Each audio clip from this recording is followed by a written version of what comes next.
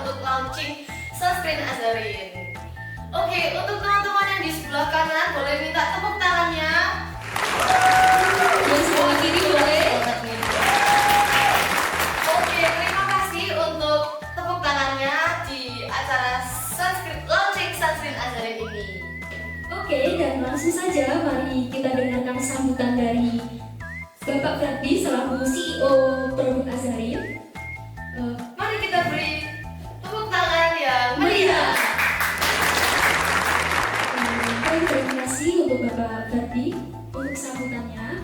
Nah, sekarang Bapak Ibu tahu nggak nih bahwa di iklim tropis ini ternyata sinar matahari ini bisa memancarkan sinar UV yang sangat berbahaya untuk kulit kita. Dampaknya apa aja sih? Yang pertama bisa kena kanker kulit dan lain sebagainya yang banyak banget tentunya. Nah, di sunscreen Azarin, pertanyaannya, apakah Bapak Ibu sudah menggunakan sunscreen yang kuat untuk melawan UV dari matahari? Nah, sunscreen Azarin ini mempunyai formula yang sangat kuat, yaitu dengan SPF 50+ dan PA++++. Tentunya formula dari sunscreen ini juga ramah lingkungan dan sangat ringan di kulit. Tentunya juga no white cast ya Bapak Ibu. Nah, untuk harganya, untuk satu produknya kita ada harga 50.000. Wah, terjangkau banget nih ya. Iya dong.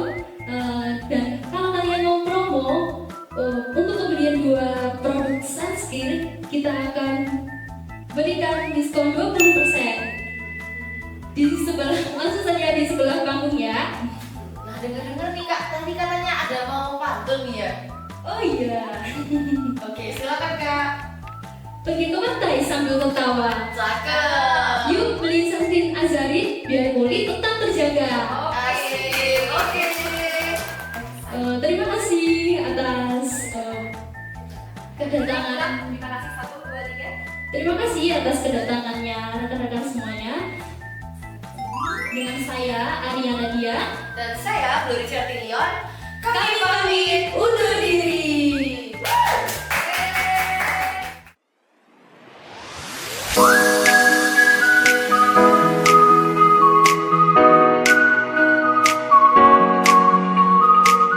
Pak, Bapak sekarang ngerasa nggak sih di Bali itu semakin panas, semakin macet, polusinya makin bertambah gitu. Nah, jadi ternyata setelah saya baca informasi, di Bali itu semakin padat pengunjung dari luar negeri yang menyebabkan kemacetan itu.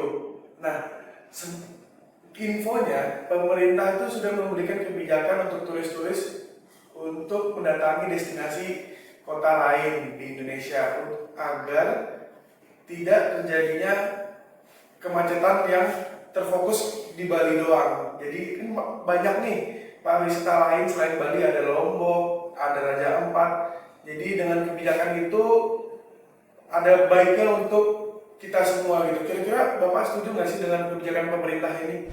Tapi kalau menurut saya dengan membatasi seperti itu kan sebetulnya juga kita agak kurang bijak sih. Kan kalau misalkan turis itu banyak di Bali, secara otomatis kan devisanya Indonesia juga nambah dong. Kan pasti tempat-tempat persewaan seperti hotel itu juga meningkat lah pendapatannya. Terus juga ada di UMKM juga meningkat. Mereka yang jual makanan, mereka yang khususnya di pariwisata di daerah pantai juga, mereka yang ada jual seperti untuk pijit, terus kemudian tato, itu kan harusnya laku. Kalau itu dipindah ke tempat lain, apa nanti nggak tambah mengurangi devisa di Indonesia ya? Menurut kamu gimana? Menurut saya sebetulnya oke, benar-benar saja kalau dengan terfokus di Bali, tapi dengan adanya turis terlalu banyak di Bali malah menyebabkan kemacetan atau polusi yang parah. Padahal kan di Indonesia itu sebenarnya lebih baik, ada banyak pariwisata lain. Jadi bukan mengurangi devisa negara, tapi malah mungkin dengan kita mengenalkan pariwisata lain ke turis, malah mungkin akan menambah devisa lagi ke tempat-tempat alam yang lain seperti di Lombok, Pulau Komodo atau juga Raja Ampat begitu Pak, menurut saya. Selamat siang teman-teman, gimana kabarnya hari ini? Baik. Tapi pasti akhir-akhir ini teman-teman ada nggak sih yang lagi ngerasa capek teman-teman? Siapa yang lagi banyak pikiran? Ayo. Lagi pusing mikirin kerjaan? Ayo. Oke. Jadi sebelum itu, saya mau perkenalkan diri dulu. Nama saya Arya Reswara, tapi saya lebih senang dipanggil Ares. Kenapa Ares, teman-teman? Karena Ares itu adalah dewa perang dari mitologi Yunani yang menggambarkan sosok yang gagah, sosok yang berani, seorang pimpinan perang yang tidak pernah gagal, tidak pernah kalah, teman-teman.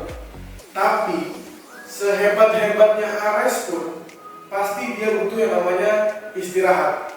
Coba saya mau tanya teman-teman di sini, siapa yang akhir-akhir ini lagi banyak pikiran, yang lagi sibuk dengan kerjaan? Coba angkat tangan teman-teman. Oke, banyak ya. Memang kita tuh ada di mana momen butuh istirahat, butuh refreshing, atau zaman sekarang tuh kita bilangnya healing lah. Nah, saya mau tanya ke teman-teman nih, biasanya kalau teman-teman healing tuh lebih suka kemana teman-teman? Ya ada yang suka ke mall, shopping, belanja sama teman-teman, pasti banyak lah ya. Atau saya juga suka pasti ke mall, atau ke coffee shop, minum kopi, santai, relax, duduk dan menikmati segelas kopi. Oke, atau juga mageran nih, lebih mending udah pusing sehari semingguan kerja, mending di rumah aja lah, keluar macet, scrolling TikTok di rumah, main HP, nggak apa-apa teman-teman. Tiga-tiganya itu kita boleh melakukannya, tapi untuk hari ini saya mau menceritakan satu tempat yang menurut saya itu indah banget. Jadi nama tempatnya itu adalah Ranu Regulo. Jadi Ranu Regulo itu adalah sebuah danau alami yang terletak di kawasan Bromo Tengger Semeru. Lebih tepatnya ada di Desa Ranupani. Jadi yang saya bisa deskripsikan dari Ranu Regulo itu adalah sebuah danau yang tenang, jauh dari keramaian, jauh dari polusi, di mana kita bisa menikmati momen-momen untuk kita beristirahat, momen-momen kita bersantai, menikmati udara segar.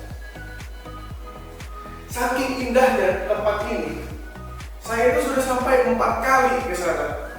Coba bayangin teman-teman, kita pagi-pagi duduk, nikmatin kopi sama mie doang, terus perlahan embun menyelimuti dan cahaya matahari yang menghangat tubuh. Ini yang kita nggak bisa dapetin kalau kita di kota, teman-teman. Ada juga di malam hari kita bisa melihat banyak bintang yang jarang kita temui di hari biasa. Jadi buat teman-teman yang akhir-akhir ini lagi banyak pikiran, butuh refreshing, butuh istirahat, nggak apa-apa teman-teman. Memang sekuat-kuat Ares pun pasti dia juga butuh istirahat untuk kembali menjadi lebih kuat. Maka dari itu, ayo kita ke Regulo, karena semakin lama kita mundur-mundur waktu, mungkin akan makin ramai, atau makin gak ada waktu kita ke sana. Jadi mari kita luangkan waktu buat diri kita untuk healing, untuk refreshing, agar menjadi diri yang lebih semangat ke depannya. Saya Ares, terima kasih.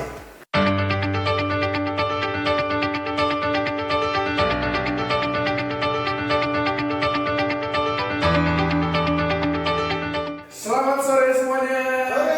Perkenalkan, saya Arya Reswara. Saya mau dengar suara teman-teman hari ini yang sudah datang. Coba di sebelah kiri, mana tepuk tangannya? Sebelah kanan, mau dengar?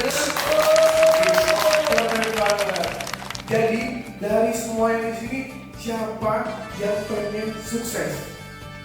Ibu pengen sukses? Bapak pasti semua pengen sukses dong. Nah, untuk menuju kesuksesan itu, kita membutuhkan yang namanya energi. Energi seperti kita memilih baju di pagi hari. Di sini pasti milih baju yang paling bagus dong. Ya.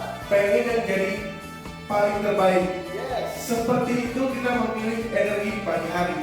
pasti kita akan membawa energi yang positif untuk menjalani hari-hari. Dengan energi yang positif, maka hari ini akan menjadi baik dan akan menjadi masa depan yang lebih baik. Jadi hari ini saya mau share tentang knowledge is power. Siapa dari teman-teman yang merasa kurang percaya diri kalau maju ke depan? Pasti banyak dong. Untuk solusinya ada di RTV School. Kenapa RTV School? Karena RTV School itu menyediakan 3 program, yaitu ada program public speaking, program vlog, dan juga program acting. Kita di RTV diajari dari nol, dari awal hingga akhirnya kita bisa lancar dan percaya diri di depan. Kata Bapak Pendidikan, ilmu itu bukan hanya dari sekolah, tapi dari luar sekolah. Nah, bagaimana kita mencari ilmu itu? Akhir kata, saya bisa, semua orang bisa, dan saya yakin kalian juga pasti bisa. Sukses selalu buat kita!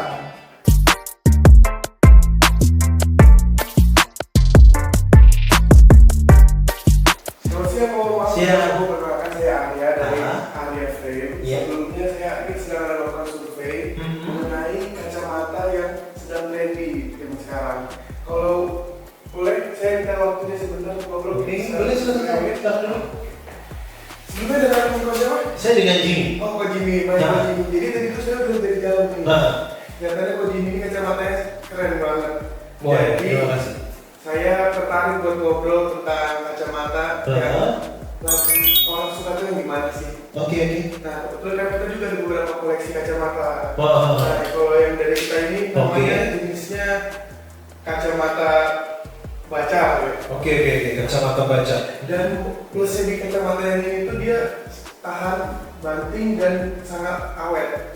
Yang punya kita ini kok. Ini apa? Bahannya dari plastik atau Bahannya dia dari titanium.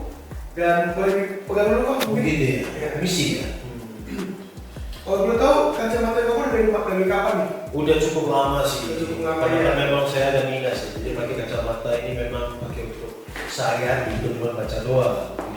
Nah, kebetulan di kita ini juga sedang ada promo nih kok. Jadi ada promo tukar kacamata lama dengan kacamata baru. Oh gitu ya? Iya. Jadi kita bisa milih, ada store-nya di mana sih? Store-nya ada di TP Tunjungan Plaza 2 di lantai 3 kok. Oh, Kalau TP 2. boleh saya minta kontaknya untuk Oke. kita. Gini sih, saya tuh kadang-kadang kalau misalkan kacamata itu memang saya agak rewel. Jadi saya nggak senang kalau misalkan tiba-tiba itu ganti. Jadi saya lebih ke arah ya secara fungsional, kalau memang sudah tidak lagi bisa berfungsi dengan baik ya baru saya ganti. Kalau enggak, saya jarang karena ganti-ganti kacamata itu saya juga nggak begitu suka ya. Oke. Dan kebetulan dia juga ada check up minus mata kok free. Jadi mungkin kalau kok sekarang merasa matanya udah agak minus mungkin atau ada kurang nyaman di kacamata, bisa juga cek di tempat kita. Gitu. Harga frame-nya start dari berapa?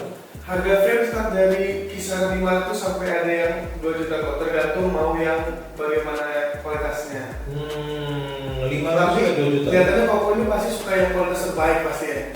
Iya sih, cuma saya kualitas terbaik tapi saya cari yang murah. Murah. Kalau misalkan kualitas terbaik tapi yang mahal, yang mending saya di langganan saya yang lama. Oke, jadi dari itu lebih kok ada dari kualitas terbaik, tapi dengan hadiah promo tukar kacamata lama dengan baru di situ ada potongan promo. Oh, tapi itu belum termasuk sama kacanya? Sudah termasuk dalam kacanya. Sudah termasuk dengan kacanya? Iya betul. Dan proses pembuatannya kurang dari 1 minggu bisa cepat.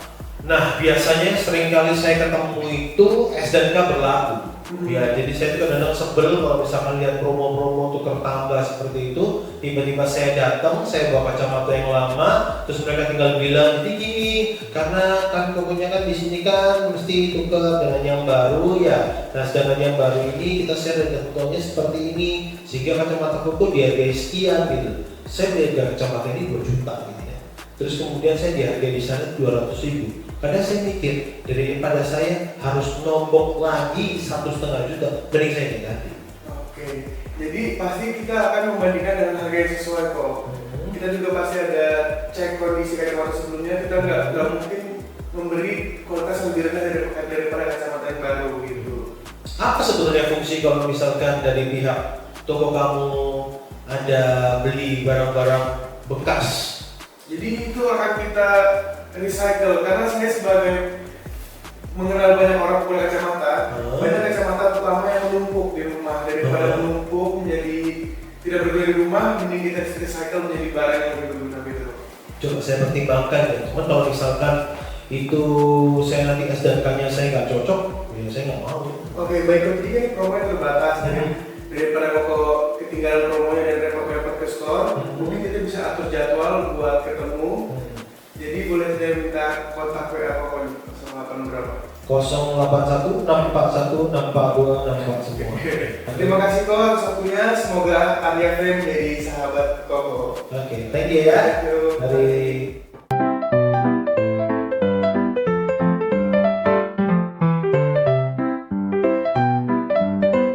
Selamat malam teman-teman yang sudah hadir di acara hari ini. Sebelumnya perkenalkan, nama saya Fatoni Arya sebagai sutradara dalam film The Art of Talibapa. Nah, sebelum kita mengulik lebih dalam tentang film ini, saya pengen tahu dari kalian semua, kelihatannya pada bawa pasangan ya. Coba angkat tangan yang sama pasangannya. Oke, lumayan. Oke. Nah, kan kebetulan kita akan menanyakan film Indonesia nih. Pasti dari kalian semua mengikuti dong film-film Indonesia. Coba angkat tangan semuanya yang suka banget nonton film ke bioskop layar lebar. Wah, semuanya ya. Oke, tepuk tangan dulu buat semuanya. Nah, kebetulan banget ini film karya Indonesia, anak Indonesia yang akan mengangkat tentang tarian tradisional. Ngomong-ngomong tentang tari, zaman sekarang tuh lebih hits tentang tari hip-hop. Betul? Betul. Nah, sangat disayangkan tarian tradisional itu masih sangat minim informasinya. Maka dari itu, kita sebagai mahasiswa menyajikan sebuah media informasi yang berbentuk dokumenter yang berjudul The Art of Talibapa.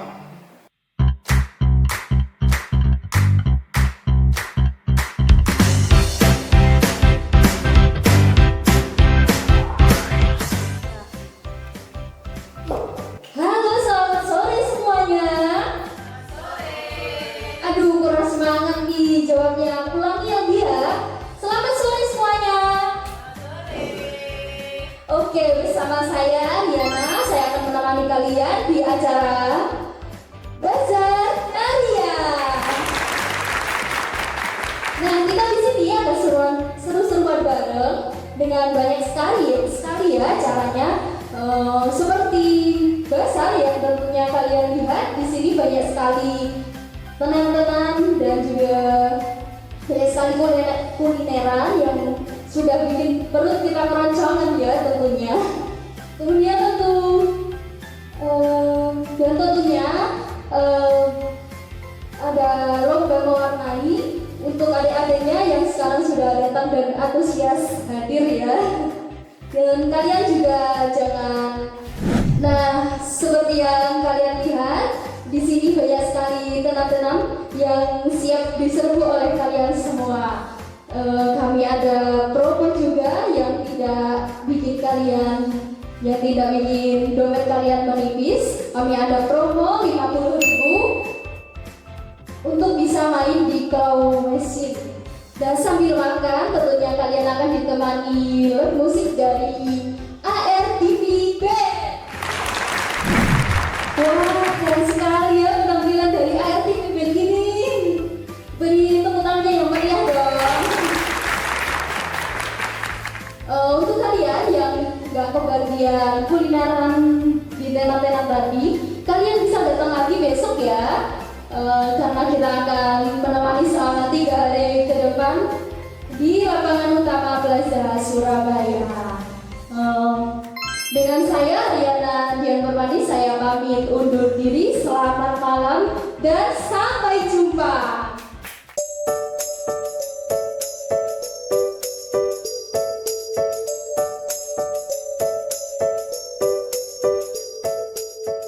Selamat siang teman-teman. Apa kabarnya hari ini? Saya harap semua baik ya. Jadi perkenalkan, nama saya Arya Reswara, tapi saya lebih suka dipanggil Ares. Kenapa Ares? Jadi Ares itu adalah dewa perang dalam Yunani kuno. Jadi Ares itu menggambarkan sosok yang gagah, berani, dan kuat. Dia tidak pernah kalah dalam peperangannya dia. Tapi sekuat-kuatnya Ares, ada di mana dia itu merasa lelah, capek. Jadi saya coba menanya di sini teman-teman, siapa yang akhir-akhir ini tuh lagi ngerasa capek banget? Coba boleh katakannya? Ya. Oke, ya pasti memang ada waktu di mana kita tuh ngerasa capek, ngerasa lelah, banyak tugas, pikiran, dan di momen itu kita butuh yang namanya istirahat, butuh yang namanya refreshing, atau yang kita bilang tuh sekarang healing. Ngomong-ngomong tentang healing, biasanya teman-teman itu suka healing kemana atau memberikan waktu istirahat diri itu kemana? Ada yang suka ke mall, shopping? Banyak ya pasti kan. Saya juga suka banget shopping. Atau ke coffee shop, minum kopi, minum segelas kopi, istirahat, duduk tenang, pasti juga banyak. Atau malah mager, di rumah aja, scroll TikTok, main HP. Sebenarnya itu nggak apa-apa teman-teman. Tapi hari ini saya mau menceritakan satu tempat yang suasana itu nyaman, jauh dari keramaian kota. Kita nggak ada tuh dengar yang namanya klakson, tetot, udaranya segar, dan ada yang bisa tebak nggak tempatnya di mana? Katakan, Bromo, Pantai. Oke, jadi akan saya kasih tahu sekarang. Jadi nama tempatnya itu adalah Ranu Regulo. Jadi Ranu Regulo adalah sebuah danau alami yang terletak di Bromo, Tengger Semeru, lebih tepatnya di Desa Ranupani. Jadi Ranu Regulo itu terletak di ketinggian 2100 mdpl. Bayangin teman-teman, di tempat setinggi itu pasti dingin. Tapi dinginnya itu bukan yang menyiksa, dinginnya lebih yang memberi kenyamanan. Bayangkan di sini ya, dengan awan yang sangat bersih, matahari, pepohonan hijau, dan juga kabut-kabut yang mengelilingi sungai. Saking indahnya tempat ini, saya itu sudah ke sana hingga 4 kali teman-teman. Karena di momen saya lagi capek, di momen lagi banyak tugas, saya itu meluangkan waktu untuk mengistirahatkan diri, salah satunya ke Ranu Regulo. Karena di sana kita bisa merasakan yang namanya damai, lebih dekat dengan diri kita, tidak pusing mikirin tugas.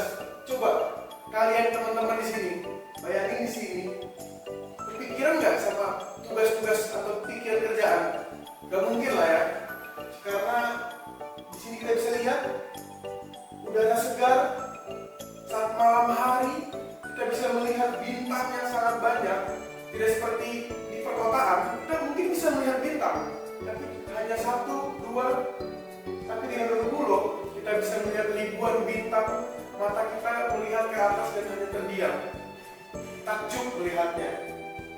Maka teman-teman, buat teman-teman yang lagi ngerasa capek, lagi ngerasa jenuh, mungkin kalian butuh istirahat, butuh berhenti sejenak, bukan untuk kabur, tapi lebih untuk memberikan waktu ke diri kita. Karena dari Ranu Regulo, semangat kita bisa bangkit lagi, bisa lebih semangat menjalani hari. Maka dari itu teman-teman, jangan hanya lihat dari layar TV. Luangkan waktu agar kita bisa lebih semangat